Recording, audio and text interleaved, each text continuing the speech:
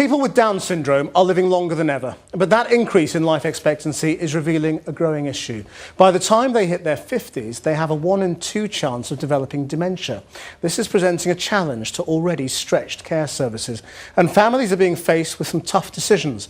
Our health and social care correspondent, Victoria MacDonald, has this special report. It's 5 p.m. in Bradford. Gary's trying to get Nicole out of bed for dinner. Hi, Nick. I don't want to talk. You don't want to talk? OK, right. Did you have any lunch? No, leave me alone. What do you want for your tea? I don't want nothing. Nicole is his 52-year-old sister-in-law. She has Down syndrome. But lately her behaviour is becoming erratic. Her family fear she might have the early signs of dementia. So you're getting up when Jackie comes home for your tea? No, I don't want anything. You don't want anything? No. Just fed up. Right. For years, Nicole has attended daycare, but this is now under review. She's started to run away and needs increasing attention. Hello. Her sister Jackie is struggling to cope. What sort of day have we had? Oh, great. Apparently she's had some problems on the bus. They've had to stop the bus, and then she's been abusive with the bus crew. Nicole's behaviour has deteriorated quite markedly recently.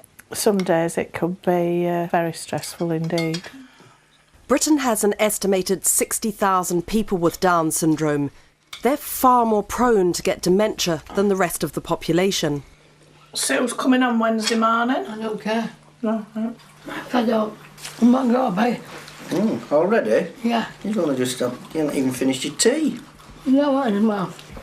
Nicole, No. Where? you need to sit down a little bit before you go back to bed. I don't want any more. What about your tablets? No. Where are you going? It's soul destroying. She's not eating, she's not taking her medication. That causes us anguish, because obviously you want the best for somebody. And now Nicole started trailing about in the night, so all the other emotions compounded with lack of sleep and trying to work, we're just physically and emotionally exhausted, really. We need a correct diagnosis of what is going on with Nicole and for somebody to give us coping strategies. Charlene, there's your tablet there. Charl. Do you want your banana slices on your Weetabix? Answer, please, please. Not only are they at greater risk, dementia can hit people with Downs at a much earlier age. Charlene was diagnosed 6 years ago. She's only 29. I don't think that you realise how hard work it is with the changing. And I never thought that Charlene would start where that she did at age of 23. And to start like with early dementia, it's completely made her an old lady. Something got wrong in the brain, does it? A little bit of the brain dies. But you expect it more in older people than in younger people?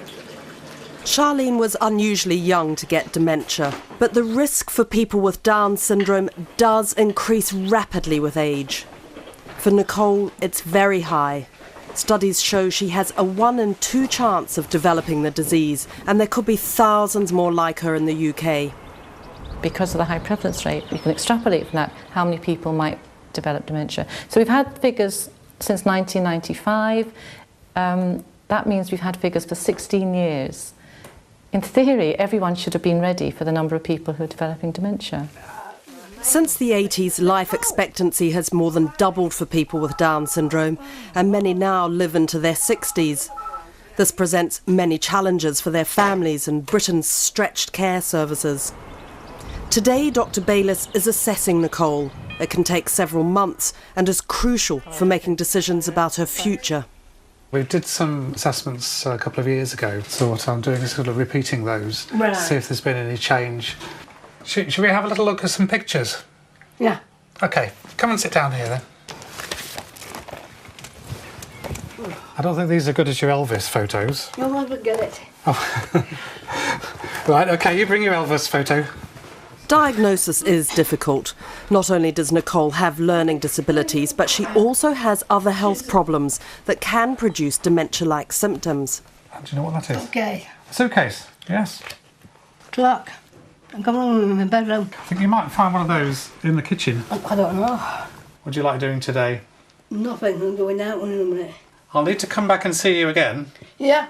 and ask some more questions. Is Yeah. that okay for you? No, I'm going in and out in a minute. She's done really well to concentrate this time round. It's just for a few minutes each time. But I can see Nicole is not doing as nearly as well as she did a couple of years ago. Nicole's family may just be coping now, but what options are there if she becomes too difficult for them? Elaine and Cardiff had little choice when looking at the options for her daughter Mandy. Mandy enjoyed acting and had a job at Tesco's before dementia rapidly took hold in her 40s. At that time, she had a full life, and a lot of people have benefited from her, but no full life anymore. She's a different person. I've lost her. The crunch point came when Elaine was suddenly hospitalised. With no one else to look after Mandy, she ended up in a care home for the elderly, where most residents are 80 plus. I had spent all my life supporting her to be independent, and here I was supporting her to go into an old folks' home. Which is pretty distressing, to say the least. In the UK, specialist dementia care is geared towards the elderly. There's little specifically for people with Downs, so often their needs aren't met. Increasingly, there's pressure for people, if they can't stay in their own home, to go into homes for older people. What our research has shown, that move into homes for older people, with some notable exceptions, is generally not the way forward. Increasingly, that option is becoming policy because it's cheaper, there's a bed there. But very often they are very dependent on their family coming in, giving them food, generally talking to them and caring for them. Today, Elaine has brought Mandy to the physiotherapist, where she'll stand for the only time this week. The care home cannot offer this service. No. OK, you're all right, you're all right. We're all done. Shall we look out the window? They weren't expected to live that long. Now they are, and we need to do something about it. We need to make sure that there is the right kind of accommodation and support for people like Mandy. Hello? Still without a final diagnosis, Jackie learns that respite might be available by taking Nicole into a local care home. It's a nursing home. Mm-hmm. It won't be secure. Oh, God. And there's a real danger, and it's happening already, that funds are withdrawn, staff laid off who are supporting people, they will go back into the very institutions that we have spent the last 20, 30 years getting them out of. Long stay units where they're left in a bed, where they are, you can restrain people with chemicals, you don't have to tie them down. And we've gone back 30 years. Well, you know that thing about the mark of a civilised society is the way we support vulnerable people. Well, that would be a pretty big indictment. Victoria MacDonald, and Victoria is with me now. Just to talk about the science of this for a moment. Why is this happening to people with Down syndrome now? Well, there's research going on now which is beginning to look at a protein in the brain that's called amyloid. Now, we all have this, but people with Down syndrome have more of it and it accumulates faster. And one researcher told me today that it becomes toxic and it causes the cells to die off. And actually, if you look at this brain here, the red spots are amyloid. They've been able to find it, and that's in the dead cells. So they think there must be a link, and because people with Down syndrome have more of this and more prone to it, they have the same amount we might have at 60 or 65, they have it in their 30s. Now, there are some researchers from the Medical Research Council who are beginning to look at this. They've got a 4-year study grant to look at the implications of this amyloid. So the therapeutic aspects would be whether drugs can be developed that alter the way the body deals with amyloid. Now, there are developments in that field, and for example, drug companies have developed a vaccine against amyloid.